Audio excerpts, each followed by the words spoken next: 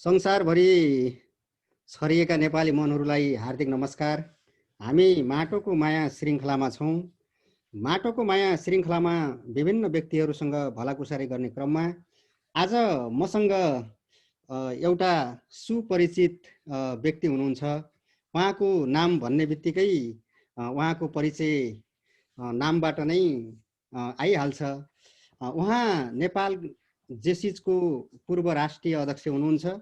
त्यसै गरी स्वतन्त्र भएर आफ्नो ब्रह्मले देखेको कुरा बोल्नुहुन्छ र त्यसै गरी भ्रष्टाचार, अन्याय, अत्याचार र व्यथितिको विरुद्धमा आक्रामक तरिकाले खरो आवाज बोल्नुहुने एकजना व्यक्तित्व मसँग हुनुहुन्छ। म ढिलो नगरिकन उहाँलाई माटोको माया श्रृङ्खलामा स्वागत गर्न चाहन्छु।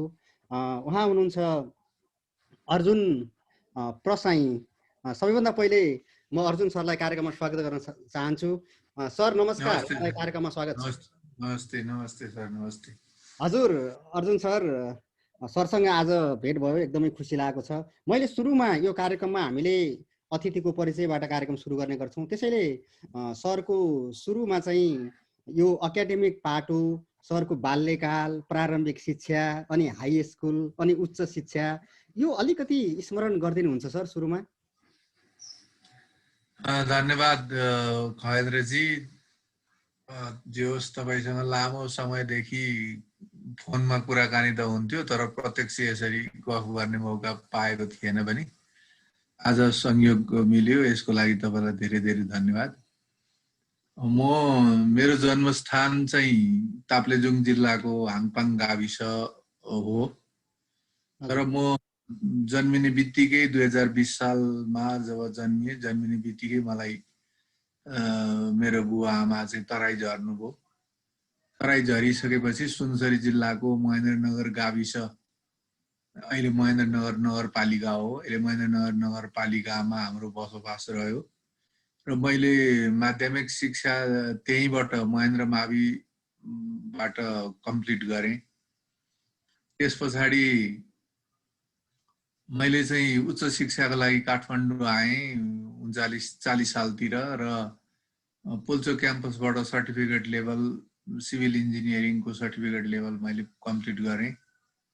त्यस पछाडि मलाई चाहिँ अलिकति राजनीतिक झुकाव बढी भएको कारणले गर्दाखेरि मैले यता टेक्निकल इन्जिनियरिङ भन्दा पनि मैले पोलिटिकल साइन्सबाट पाटन संयुक्त क्याम्पसबाट ब्याचलर कम्प्लिट गरेँ। हजुर।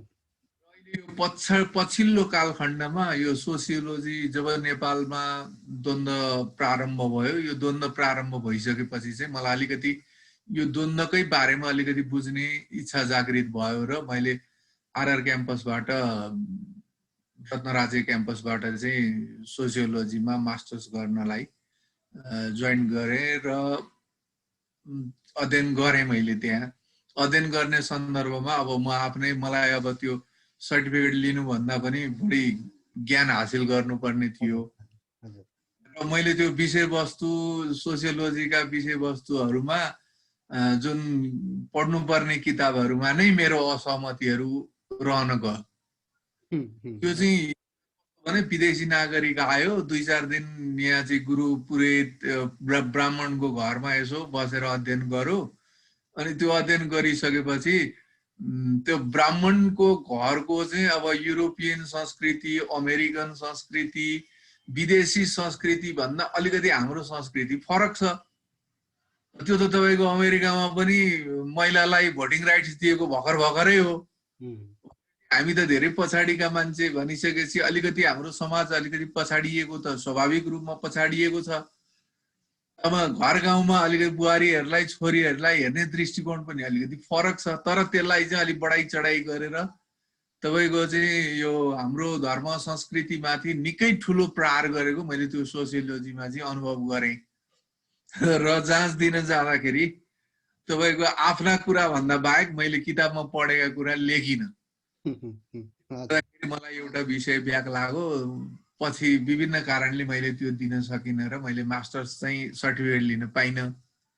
तर मैले त्यसको गहन अध्ययन गर्ने जुन मौका पाएँ, त्यो पनि एउटा रमाइलो इन्ट्रेस्टिङ चाहिँ एउटा त्यो अवस्था भयो। बुढेसकालमा म त्यो रहर चलेर गएको थिएँ र नेपालको यो द्वन्द्वको स्थिति सिर्जना गराउनलाई त्यो पाठ्यक्रमहरूमा राखेका त्यस्ता किताबहरू त्यस्ता विषयवस्तुहरूले पनि सहयोग गरेछ कि क्या हो जस्तो पनि मलाई लाग्छ। संसारलाई रूपान्तरण गर्ने दुईटा माध्यमहरू हुन्छन्, एउटा क्रान्तिद्वारा, एउटा उद्विकासीय पद्धतिद्वारा। स्वाभाविक रूपमा परिवर्तन भएर जाने स्थिति चाहिँ 100 वर्ष पछाडि तपाईँ जुन ठाउँमा पुग्नुहुन्छ स्वाभाविक रूपमा त्यो ठाउँमा पुग्नका लागि आज नै क्रान्ति गरेर आमूल परिवर्तनको दिशामा जाने। अब त्यो क्रान्ति चाहिँ अलि दुःखद हुन्छ, अलि दुःखद, अलि मान्छेहरूका लागि चाहिँ अलि कष्टपूर्ण पनि हुन्छ। त्यसैले गर्दाखेरि स्वाभाविक रूपमा समाज अगाडि बढोस् भन्ने धारणा चाहिँ बढिराखेको पाइन्छ र संसारहरू त्यसै गरी प्राय अगाडि बढेको पनि छन्। आज तपाईँ अमेरिकामा हुनुहुन्छ, समृद्ध शक्तिशाली सबै रूपले चाहिँ अमेरिका हामीले देख्दाखेरि लोभलाग्दो अमेरिका देख्छौँ।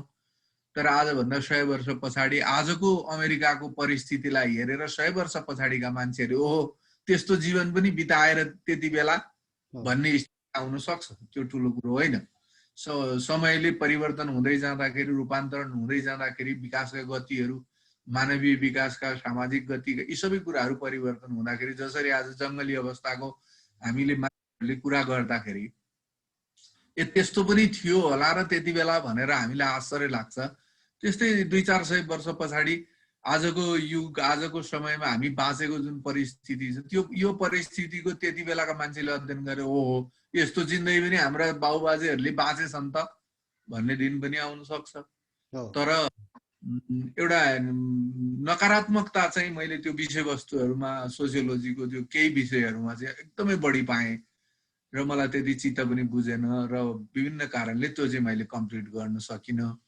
अब अरू राम्रा किताबहरू मैले त्यो भेटेँ भने पढ्ने कुरामा मलाई अहिले पनि सोख छ खगेन्द्रजी। हजुर, हुन्छ सर। अनि यो सर अब यो नेपाल जेसिजको पूर्व राष्ट्रिय अध्यक्ष पनि हुनुहुन्छ, त्यहाँ सरले अब एउटा लिडरसिप रोल भनौँ, एउटा नेतृत्वदायी भूमिका खेल्नुभयो। त्यो अलिकति जेसिजमा, नेपाल जेसिजमा हुँदाखेरिको अनुभव, केही सम्झिन लायक केही काम, केही सम्झिन लायक त्यस्तो केही क्षणहरू छ भनेदेखि र त्यसपछि सरको अलिकति यो राजनीति सम्बन्धी सरको चाहिँ संलग्नता भनौँ अथवा चाहिँ सरको अनुभव पनि अलिकति बाँड्दिनुहुन्छ सर?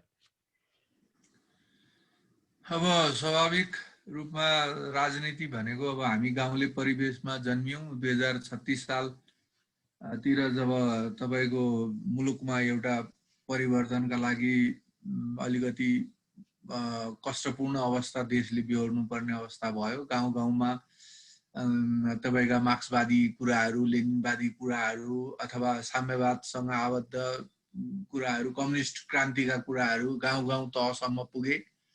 अब हामी पनि ग्रामीण जनजीवनमा हुर्केर बढेर खेती किसानी गरेर बसेका मान्छेहरू स्वाभाविक त्यस्ता कुराहरू जाँदाखेरि हामी अलिकति आकर्षित हुन पुग्यौँ।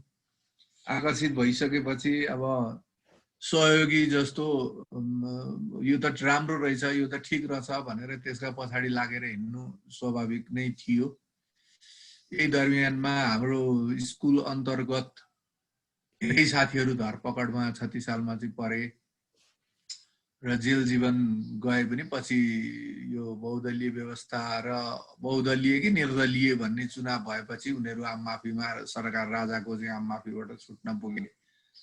त्यसैको प्रभावले सायद म कलेजमा आइपुग्दाखेरि अलिकति विद्यार्थी राजनीतिमा चाहिँ अखिल अनेरासुको अलिकति नजिकमा भएँ र मैले त्यही विद्यार्थी राजनीतिबाटै प्रारम्भ गरेँ। र पुल्चोकमा पढ्दा पढ्दै 2041-42 सालतिर तपाईँको मलाई चाहिँ होस्टेलबाटै समातेर लिएर गयो। एउटा कार्यक्रम थियो, त्यो कार्यक्रमको हामी तयारीहरू गर्दै थियौँ। कार्यक्रम गर्दा गर्दै मलाई समातेर लिएर गयो, 20-22 दिन हिरासतमा राखेर त्यस पछाडि तपाईँको नक्खु जेलमा जब जेल चलान गर्यो, त्यो जेल चलान गर्दाखेरि त्यहाँ चाहिँ प्राय गरेर झापा विद्रोह कालका बन्दीहरू बढी हुनुहुन्थ्यो त्यो नक्खु जेलमा त्यति बेला।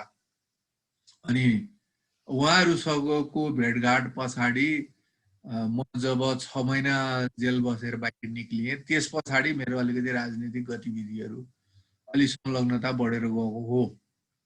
त्यस पछाडि मैले कम्युनिस्ट पार्टीको सदस्यता लिएँ र लामो समयसम्म म रहेँ, तर मैले त्यस्तो नेतृत्वदायी भूमिकामा बसेर त्यस्तो साङ्गठनिक कामहरूमा त्यसरी गरेर बस्नु परेन। म विभिन्न फ्र्याक्सनहरूमा चाहिँ बसेँ। भूगोलकै त्यस्तो महत्त्वपूर्ण ठाउँमा बसेर मैले कहीँ कतै पनि गरिनँ। मलाई भन्नुभयो कमरेडहरूले, त्यति बेला तात्कालीन अवस्थाका नेताहरूले मलाई चाहिँ तपाईँ बसेर काम गर्नुपर्छ। अहिलेकै प्रधानमन्त्रीले पनि भन्नुभयो बोलाएर, धेरैले अनुरोध नगरेको होइन, गर्नुहोस् भनेर। तर म स्वतन्त्रै अलि स्वच्छन्द टाइपको विचार बोकेको मान्छे भएको कारणले गर्दाखेरि मैले त्यो जकडिएर त्यो त्यसरी बस्नलाई चाहिँ मैले उचित ठानिनँ। र मैले देखेको दिनदेखि पार्टीहरूमा गुटगत राजनीति प्रशस्त छ। त्यहाँ गुट नभएको र व्यक्तिको चाहिँ व्यक्तिवादिता अथवा व्यक्तिगत रूपमा कसैको पछाडि नलागिकन त्यहाँ चाहिँ उन्नति प्रगति हुन्छ भनेर नसोचे पनि हुन्छ। त्यो मैले चाहिँ ग्रहण गर्न सकेन। मैले पनि मार्क्सवाद अध्ययन हेर्दाखेरि अब त्यस्तो गुटगत शैलीबाट अगाडि बढ्ने कुराले मार्क्सवादी चिन्तन, मार्क्सवादी सोच पुरा हुन्छ अथवा त्यसरी जान सकिन्छ भन्ने मलाई लाग्दैन पनि। त्यसैले म यो व्यक्ति केन्द्रित राजनीतिको पछाडि कुद्नुभन्दा स्वतन्त्रै भएर एउटा सङ्गठित सदस्य भएर बसेँ, आफूलाई लागेका कुराहरू गरेँ। र तपाईँले अर्को चाहिँ जेसिसको जीवनकालमा सबभन्दा पहिला त जेसिस प्रवेश गर्नु नै एउटा रमाइलो पक्ष थियो। त्यति बेला कम्युनिस्ट पार्टीहरूले यो जेसिसहरू जस्तो संस्थाहरूलाई बुर्जुवाहरूको भातृ सङ्गठनको रूपमा लिन्थ्यो। र हामी चाहिँ त्यति बेला इटरी जेसिस, म त्यति बेला हामी बसाइ सराईको क्रममा चाहिँ सुनसरी जिल्ला इटरी नगरपालिका आइसकेका थियौँ। त्यहाँ आइसकिसकेपछि त्यहाँ जेसिस थियो। त्यो जेसिस भन्ने संस्था एकदमै क्रियाशील थियो त्यति बेला।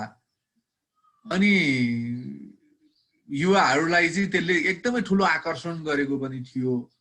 तर हामी चाहिँ केही साथीहरू जो कम्युनिस्ट पार्टीभित्र आबद्ध थियौँ, ती साथी हामी मिलेर चाहिँ त्यो संस्थाले युवाहरूलाई बिगार्यो, त्यो संस्थाले युवाहरूलाई समाप्त गर्ने भयो, तिनीहरूको सृजनात्मक प्रतिभालाई यो बुर्जुवा परिपाटीले बर्बाद गर्ने भयो।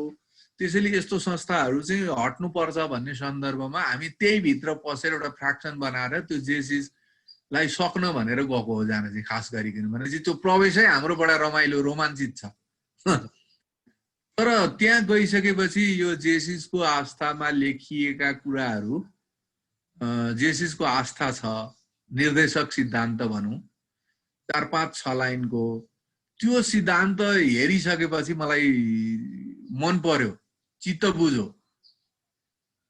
बुझिसकेपछि म अलिकति बढी एक्टिभ भएँ, अलिक क्रियाशील पनि भएँ। हुँदै जाँदाखेरि शाखाको अध्यक्ष 2000मा म त्यो शाखाको अध्यक्ष भएँ।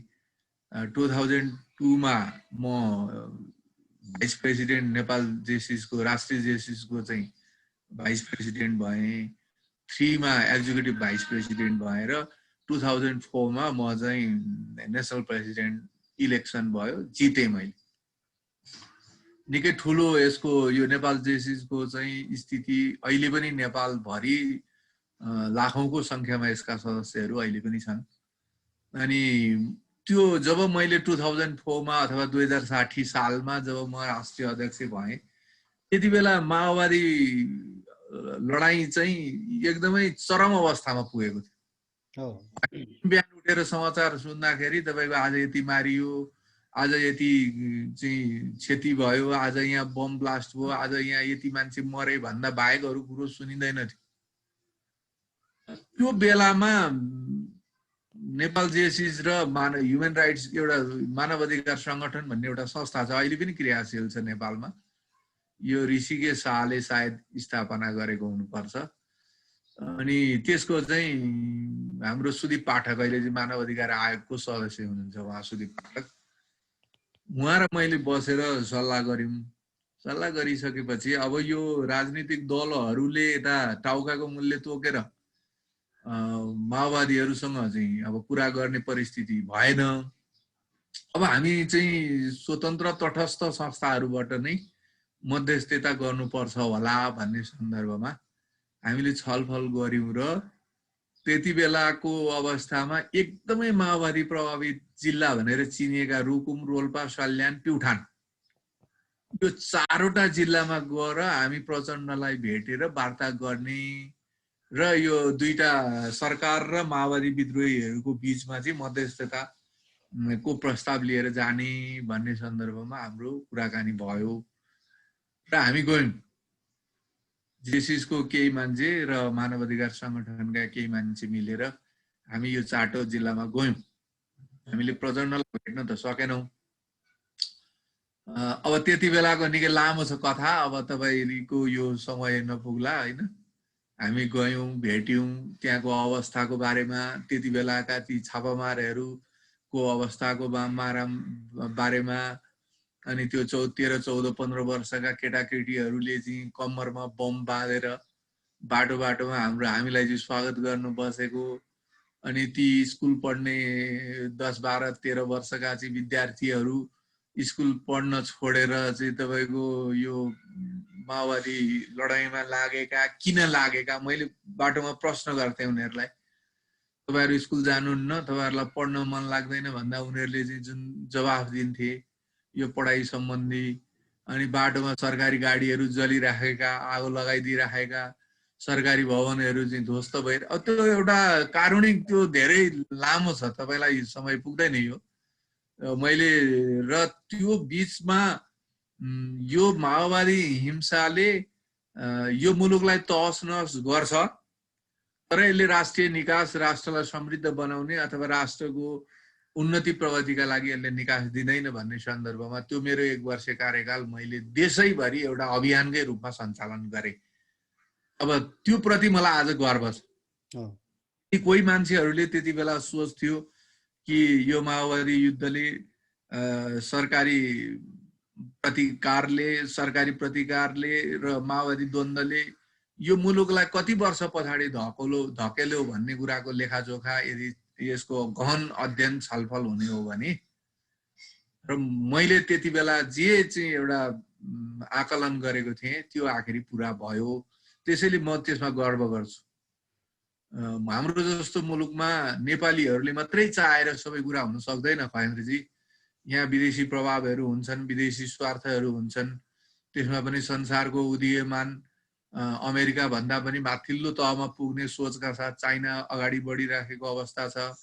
सिद्धान्तले, व्यवस्थाले, विचारले अमेरिका भन्दा एकदमै पृथक चाइना छ। त्यसैगरी यतातिर अर्को शक्ति राष्ट्रको रूपमा उदय हुने तर्खरमा भारत छ। त्यस्तो दुईटा देशको बीचमा एउटा सानो देशको रूपमा हामी रहेका छौं। गरिबी छ, अशिक्षा छ, जनतामा चेतना छैन, नेताहरूले सपना बाँडिदिएका भरमा पछाडि पछाडि कुद्ने चाहिँ त्यो परिपाटी हाम्रो आज पनि चल्छ, आज पनि छ। अनि यस्तो परिस्थितिमा तपाईं एउटा कुरा भन्नुस् न, हिजो यो अहिले जुन सरकारले, प्रधानमन्त्रीले संसद विघटन गरेका छन्, अब यो एउटा विचाराधीन मुद्दा हो। विचाराधीन मुद्दाको अवस्थामा सर्वोच्चमा कायम छ। अब सर्वोच्चले संवैधानिक इजलासले जे फैसला गर्छ आखिरी हुने त त्यही नै होला। अब अदालतलाई नै दबाब दिने भनेर हिजो तपाईको प्रचण्ड र माधव नेपाल समूहले निकै ठुलो विशाल जनसमुदाय काठमाडौँमा उतार्यो। यो समुदाय, ती मान्छेहरूलाई जो आएका थिए उनीहरूलाई चाहिँ तपाईहरु केका लागि आउनु भएको, यो संसद विघटन भनेको के हो भनेर सोध्दाखेरि समिति गठन भन्थे, समिति गठन गर्ने कुरा हो भन्थे। अब त्यस्ता मान्छेहरू अगाडि पछाडि ल्याएर त्यो जनचेतनाको आधारमा मुलुकलाई एकदमै क्रान्तिकारी रूपमा परिवर्तन, रूपान्तरण गर्ने कुरा त अहिले म देख्दिनँ, त्यस्तो छैन।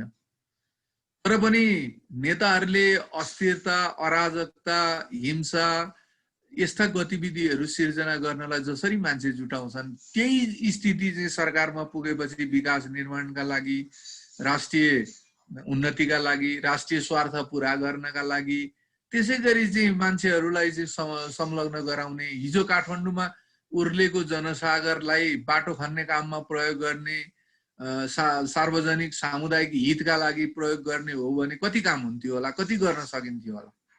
तर त्यस्तो छैन। तपाईको नेपालका नेताहरूमा विध्वंस गर्ने, भत्काउने, छिनाल्ने, टोक्र्याउने यस्तो चाहिँ कुराहरू तपाईले गर्न उनीहरूसँगको दक्षतालाई हेर्नुभयो भने त्यसमा पर्फेक्ट भेटिन्छन्। एकदम भोलि त्यहाँ लडाईँ गराउनु पर्छ, जनताको बीचमा काटमार गराउनु पर्छ भन्यो भने तत्काल त्यो चिज पुरा हुन्छ, त्यो सक्छन्, त्यो सामर्थ्य छ नेताहरूमा। तर सृजनात्मक कुरा किन हुँदैन? सृजनात्मक रचनात्मक कुराहरू यो उन्नतिलाई, यो देशको स्वार्थहरूलाई निर्धारण गरेर अगाडि बढ्ने कुराहरूमा किन असफल हुन्छ? यसमा आन्तरिक कारण पनि छन्, यसमा बाह्य कारणहरू पनि छन्। तपाईको यो छोटो समयमा यति लामो डिस्कसन त हामी गर्न नसकौँला। तर हाम्रो आन्तरिक कारण जति छन्, जे छन्, त्यो भन्दा धेरै हामीले चाहिँ बाह्य कारण, आन्तरिक भन्दा बाह्य कारणले गर्दाखेरि हामी उन्नति प्रगतिको मार्ग हामीले प्रशस्त गर्न सकिरहेका छैनौँ। अब जेएसएसमा हुँदाखेरिको मेरो त्यो अविस्मरणीय भनेको चाहिँ त्यही माओवादी द्वन्द्वमा मैले जे गरेँ त्यो मेरो लागि अविस्मरणीय छ। हजुर, अर्जुन सर धन्यवाद। सरले अब एकदमै गहन कुराहरू भन्नुभएको छ। आन्तरिक कुराहरू भन्दा पनि बाहिर कुराहरूले पनि धेरै कुराहरू फरक पार्छ भन्ने कुराहरू गर्नुभयो। सरलाई म अलिकति सरसँग एउटा लामो राजनीतिक एउटा अनुभव पनि छ। सर आफै पनि एउटा वामपन्थी राजनीतिसँग अथवा प्रगतिशील राजनीतिसँग जोडिएको मान्छे, देशमा विकास भएको, समृद्धि भएको, नागरिकहरूको तल्लो तहका नागरिकहरूको जीवनमा परिवर्तन एउटा हेर्न उत्सुक हुने, त्यो चाहना राख्ने एउटा व्यक्ति भएको कारणले र त्यसपछि सरले अघि पनि भन्नुभयो म एउटा सत्यलाई सत्य देख्ने मान्छे, सहीलाई सही, गलतलाई गलत भन्ने मान्छे, त्यो भएर म सङ्गठित भएर भन्दा पनि स्वतन्त्र भएर चाहिँ आवाजहरू उठाउन चाहन्छु, मेरो चाहिँ एउटा त्यो चाहिँ एउटा भावना छ, म त्यो प्रकारको मान्छे हुँ भन्नुभयो। र सरले फेरि आफू संलग्न भएकै विचार समूहबाट अथवा पार्टीबाट पनि गलत हुँदाखेरि त्यो गलतका विरुद्धमा चाहिँ आवाज उठाउनुहुन्छ। एउटा सरसँग त्यो एउटा राजनीतिको पनि लामो अनुभव छ। सरले के देख्नुहुन्छ सर? जसरी वास्तवमा सर जस्तो मान्छेले राजनीति भनेर बुझ्नुहुन्छ, सरले भन्नुभयो एउटा नागरिकको जीवनमा, तल्लो स्तरको नागरिकको जीवनमा परिवर्तन ल्याउनु र त्यसलाई चाहिँ अझ क्रान्ति मार्फत क्रान्तिकारी परिवर्तन ल्याउनुलाई राजनीति भनेर बुझ्नुभयो। के नेपालमा त्यस्तो विचार बोक्ने नेपालमा लिडरसिप अथवा पार्टी नेपालमा छ, अथवा नेपालको आगामी राजनीति दिशा कस्तो देख्नुहुन्छ सर? अलिकति यसमा सरले केही भनिदिनुहुन्छ सर? म प्राविधिक पनि हुँ, म प्राविधिक शिक्षा पनि मैले आर्जन गरेको हुनाले व्यावहारिक रूपमा मैले काम गर्दाखेरिको अवस्थामा केही कुराहरू फरक हुन्छ। एउटा घर निर्माण गर्नु पर्यो भने पुरानो घर पहिला तोडेर फाल्नु पर्यो। त्यो पुरानो घर तोडेर फाल्नका लागि चाहिँ त्यसमा टेक्निक केही पनि चाहिँदैन। औजारहरू छन् भने औजार दिनुस् र एउटा लेनले सामान्य मजदुरले हथौडा प्रहार गरेका भरमा त्यो घर टुटाएर फुटाएर फाल्न सकिन्छ, त्यो ठुलो कुरो भएन। तर जब नयाँ घरको सिर्जना गर्नुपर्ने हुन्छ त्यति बेला तपाईले तलको जगदेखि त्यसको माथिल्लो चाहिँ एरिया लेभलसम्म, माथिल्लो छतसम्म आइपुग्नका लागि तपाईले त्यसमा इन्जिनियरिङ नलेज, इन्जिनियरिङ चाहिँ डिजाइन, त्यसै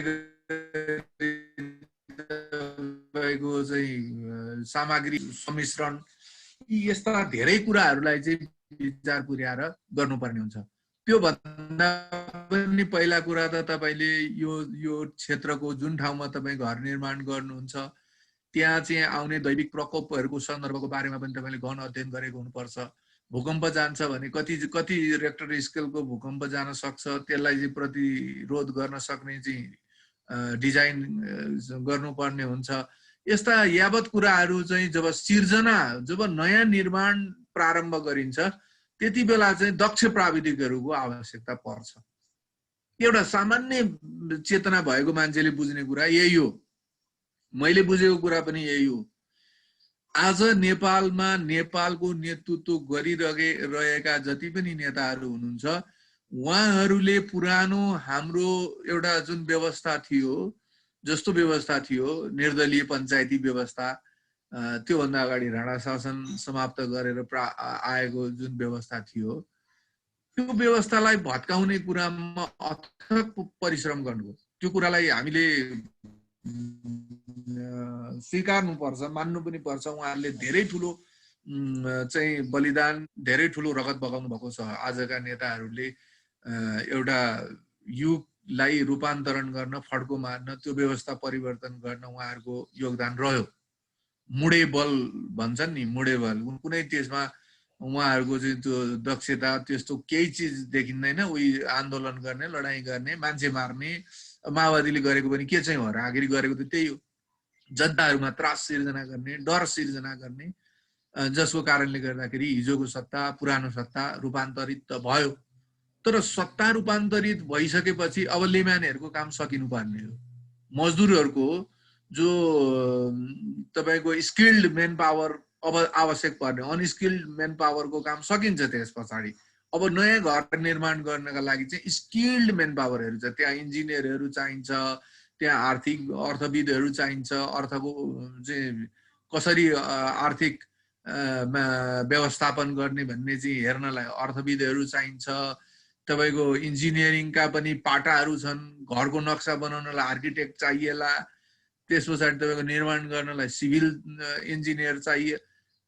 यो यावत कुराहरूको जुन आवश्यकता पर्छ नयाँ सिर्जना गर्नलाई, त्यो नेपालमा हुन सकेन। के भयो त भन्दाखेरि हिजो हामीले दुःख गरेर व्यवस्था फाल्यौं भनिसकेपछि अब हाम्रो खाने पालो, अब हामीले खाने हो। हिजो अर्कोले खायो, अब हामीले आज हाम्रो खाने पालो। त्यति बेला त्यो कम्युनिस्ट पार्टीमा हिजो हामीले लाग्दाखेरि एउटा गीत थियो क्या, अब सबै त मैले बिर्सेँ, तर त्यसको एक लाइन मलाई याद छ अहिले पनि, मरेपछि पाइने स्वर्ग मलाई चाहिँदैन। त्यसको एउटा हरफ चाहिँ मलाई थाहा छ, मरिसकेपछि पाइने स्वर्ग मलाई चाहिँदैन भन्ने कम्युनिस्टहरूले हामीले गीत, मैले त्यो गीत गाउँथे, मरेपछि पाइने स्वर्ग मलाई चाहिँदैन। अब यो बाँच्दैखेरि चाहिँ सबै चिज चाहिन्छ भन्ने जुन सोचको विकास हामीले हिजैका दिनमा गरेका थियौँ, त्यसलाई त परिपूर्ण गर्नु पर्यो। तपाईँका नयाँ गाडी चढ्नु पर्यो, घर परिवारलाई पनि त्यही किसिमको चिज दिनु पर्यो, मन्त्री हुनु पर्यो। मन्त्री भइसकेपछि त्यो मन्त्री हुने चिज भनेको चाहिँ सेवा हो भन्ने भावनाको विकास कहिले हुनै सकेन। जसले नयाँ नयाँ रूपमा, नयाँ नयाँ दृष्टिकोण सहित, दूरदृष्टि सहित चाहिँ मन्त्रालय सञ्चालन गर्न सक्छ, त्यो मन्त्री हुने हो भन्ने कुरा यहाँ रहेन। त्यस्तो भएन। यहाँ के भयो त भन्दाखेरि मैले हिजो यति वर्ष जेल बसेँ, मैले यति दुःख गरेँ, मैले कष्ट गरेँ भने यो त मन्त्री भन्ने पद चाहिँ पुरस्कारको स्थिति भयो क्या, पुरस्कार पाउने भयो।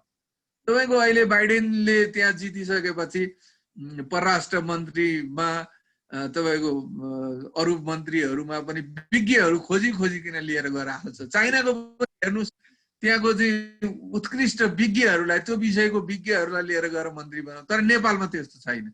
नेपालमा को हुन्छ त भन्दा, हिजो मैले यत्रो दुःख गरेँ, हिजो मैले यति चन्दा दिएँ, हिजो मैले यस्तो गरेँ, आज मैले नपाउने, त्यस्तो परिस्थितिको निर्माण भयो।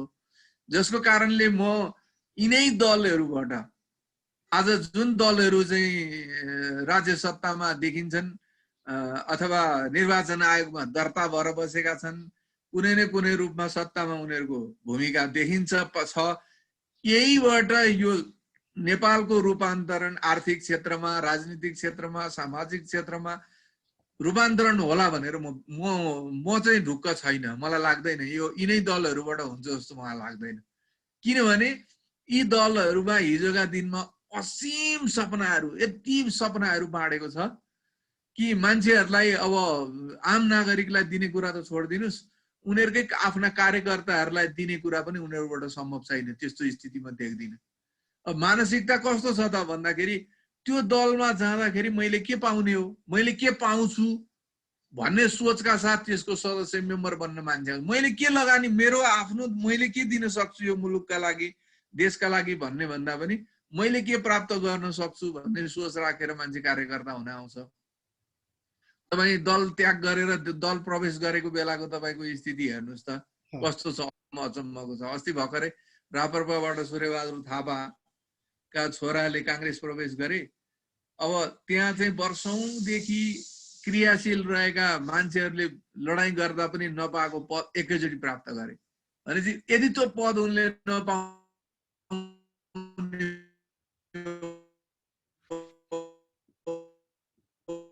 भने उ त्यहाँ जा उनले नेपाली कांग्रेस हेरेर उनले त्यहाँ चाहिँ सदस्यता लिने होइन। मैले के पाउँछु त्यो कुरालाई कार्यकर्ताहरूले सहज रूपमा स्वीकारिन्छ। हेर्नुस् त्यो परिस्थिति पनि छ। त्यसैले मलाई सर्टकटमा मैले भन्दा अहिले देखा परेका अहिले नेपालमा कायम रहेका दलहरूबाट मुलुकको समृद्धिको रूपान्तरण होला भन्ने मलाई लाग्दैन। हजुर हजुर सर, अब हामी कार्यक्रमको अन्तिमतिर पनि छौं। अब युवाहरूलाई एउटा परिवर्तनको संवाहक भनेर भन्छ, कुनै पनि राष्ट्रको मेरुदण्ड भनेर भन्छ। सर युवा भन्दा पनि अझ जोसिलो हुनुहुन्छ। युवाहरूले गलत कुराहरूको शक्तिसँग सत्तासँग प्रश्न गर्ने हैसियत राख्नुपर्छ, सत्ताहरूसँग टाँसिने होइन। त्यो खालको भावना शहरमा देखिन्छ। सरले युवाहरूलाई पनि एउटा त्यो खालको एउटा प्रतीकात्मक सन्देश दिइराखेको जस्तो देखिन्छ। आज कार्यक्रम मार्फत संसारभरि छरिएका नेपाली युवाहरूलाई के सन्देश दिन चाहनुहुन्छ र सरको पनि केही कुरा हामीलाई शेयर गर्न मिल्छ भने सरको भावी योजना चाहिँ के छ सर?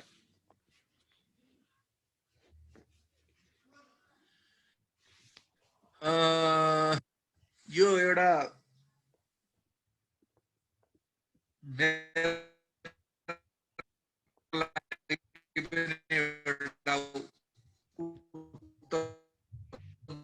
प्रश्नको रूपमा म यसलाई लिन्छु। दलमा काम गरेको चेतनाको स्तरमा एकाएक मेरो सोचाइमा परिवर्तन कसरी आयो भन्दा जब म जेसिसको अध्यक्ष भएँ त्यस पछाडि अन्तर्राष्ट्रिय 2-4 वटा कार्यक्रमहरूमा मैले चाहिँ सहभागिता जनाउने अवसर पाएँ। त्यो कारणले गर्दाखेरि म जब विदेश गएँ नि, छोटकरीमा भन्नुपर्दा म जब विदेश गएँ र मैले विदेशी अरू देशहरू हेरेँ, अन्तर्राष्ट्रका विभिन्न देशहरू मैले हेर्ने मौका पाएँ। त्यस पछाडि मलाई मेरो चेतनामा व्यापक परिवर्तन मैले अनुभव गर्न पुगेँ। संसार कहाँबाट कहाँ पुगिसकेको रहेछ। तर हामी हिजोकै चाहिँ मार्क्सवाद, लेनिनवाद, फलानावाद, उवाद, यो वाद, हिजोका त्यस्ता कुरा लिएर हामी हिँडिरहेका छौँ। अब संसार कहाँबाट कहाँ पुगिसक्यो भन्ने र जेसी आस्थामा लेखिएको 7 वटा हरफहरू मध्ये एउटा हरफ छ कि आर्थिक न्यायको स्वतन्त्र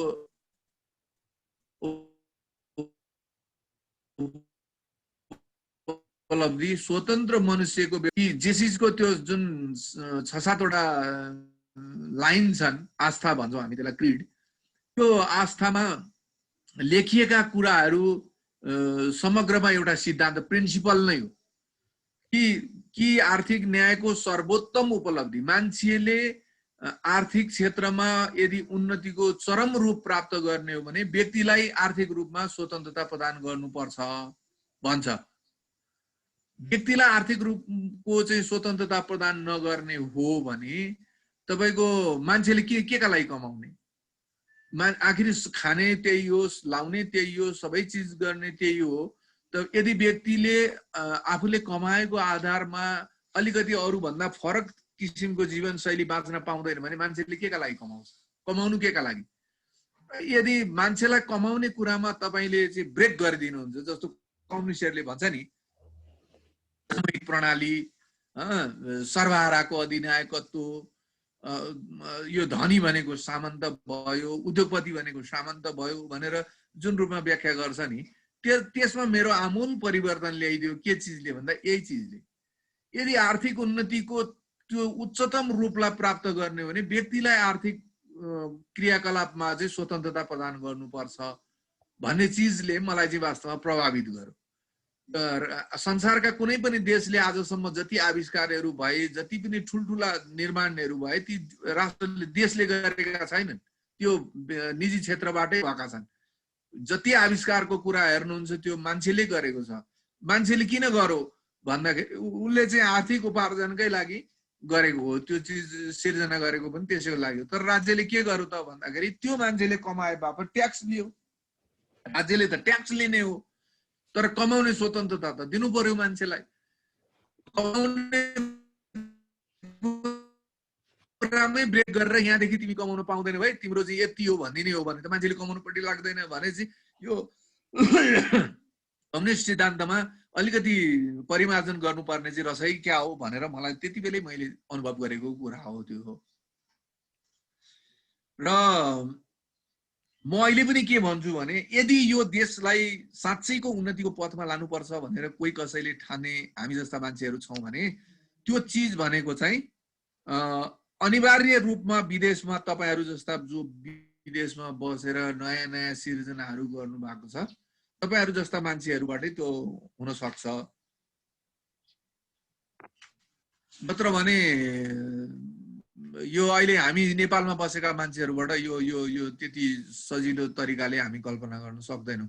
तपाईँ हामी नेपालीहरूबाटै त्यो रूपान्तरण नखोज्नुहोस्। तपाईहरू अहिले झन्डै झन्डै 50 लाख भन्दा पनि बढी नेपाली होनहार जनसङ्ख्या, पढे लेखेको जनसङ्ख्या, केही गरौँ भन्ने जनसङ्ख्या, युवा त्यसमा पनि चाहिँ उमेरको दृष्टिकोणले पनि केही गर्न सक्ने सामर्थ्य बोकेको युवा जनशक्ति आज विदेशमा छ।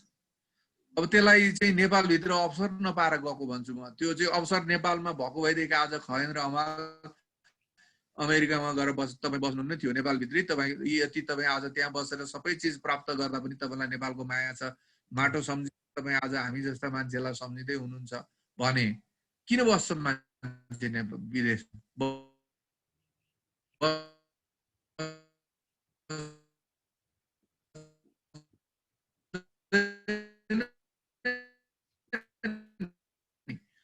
यहाँ त अवसर सम्भावनाहरू देखिँदैन। अनि विदेशमा जाने बित्तिकै उनीहरूले चाहिँ आफ्नो शैक्षिक योग्यता अनुसारको काम पाउने भइसकेपछि मान्छे जान्छ। त्यसैले तपाईहरू नै सङ्गठित हुनुहोस्। मेरो आग्रह छ, विनम्रतापूर्वक आग्रह छ। विदेशमा बसेका, चाहे खाडीमा बसेको होस्, चाहे युरोपमा, अमेरिकामा, जुनसुकै देशमा बसे पनि तपाईहरू सङ्गठित हुनुहोस्। मुलुकप्रति चिन्ता गर्नुहोस्। यो मुलुकको चिन्ता गर्ने मान्छेहरू मैले नेपालमा भन्दा बाहिर विदेशमै बढी भेटेको छु। म जति देशहरूमा गएँ त्यहाँका नेपालीहरूमा चाहिँ नेपालप्रतिको माया यहाँ बसेका नेपालीहरू भन्दा बढी मैले अनुभव गरेको छु। त्यसैले तपाईहरू सङ्गठित हुनुहोस्, नेपाल फर्किनुहोस्। अलिकति दुःख होला, कष्ट होला, केही वर्ष तपाईहरूले अलिकति परिश्रम, बढी कठोर परिश्रम पनि गर्नु पर्ला, तर सम्भावना नेपालभित्र पनि छ। हामीसँग यति प्राकृतिक स्रोत र साधन भएको देश, यत्रो ठुलो चिज छ, तर एउटा डिटरमाइन्ड, एकदम एउटा दक्ष मान्छे र सोच बोकेको, दूरदृष्टि बोकेको मान्छेको अभाव छ। तपाईहरूले अध्ययन गर्नुभयो, पिएचडी गर्नु भएको छ, विभिन्न क्षेत्रमा तपाईहरूले चाहिँ देख्नुभयो, बुझ्नुभयो, पढ्नुभयो, आउनुहोस्। म त त्यति भन्छु, म अब हामी जस्तासँग तपाईहरूले आश गर्ने होइन, मैले तपाईहरूसँग आश गर्ने हो। त्यसैले तपाईहरूलाई विनम्रतापूर्वक विदेशमा बसेका नेपालीहरूलाई मेरो विनम्र आग्रह छ, सङ्गठित हुनुहोस्। एकैचोटि आउन सक्नुहुन्न भने पनि तपाईहरू कमसे कम केही आउनुहोस्। हामी जस्ता मान्छेहरूलाई तपाईहरू तालिम दिनुहोस्। हामी जस्ता मान्छेहरूलाई देश प्रेम के हो सिकाउनुहोस्। विदेशमा बस्दाखेरिको तपाईहरूको अनुभव सुनाउनुहोस्। विदेशले कसरी चाहिँ उन्नति प्रगति गर्छ, दिनभरि गफ गरेर बसेर उन्नति हुन्छ कि बुढो भएको हात खुट्टा नचल्नेले पनि विदेशमा काम गरेर बस्छ भन्ने कुराको चाहिँ उदाहरण प्रस्तुत गर्नुहोस् र त्यो स्थिति सिर्जना होस्। मेरो तपाईहरूसँग चाहिँ आग्रह छ त खगेन्द्रजी। हजुर अरुण सर, एकदमै खुसी लाग्यो। सरको शुभेच्छा र आशीर्वादको लागि सरलाई म व्यक्तिगत रूपमा पनि धन्यवाद दिन चाहन्छु। सरसँग कुरा गरौँला भन्दा भन्दै धेरै समय पुग्नु पर्यो। आज धेरै पछि सरसँग कुरा भयो। सरसँग भलाकुसारी जारी हुनेछ सर। अहिले हामी छुट्टिन्छौँ सर। हस् त। हस्, नमस्ते। नमस्ते, हस्, नमस्ते।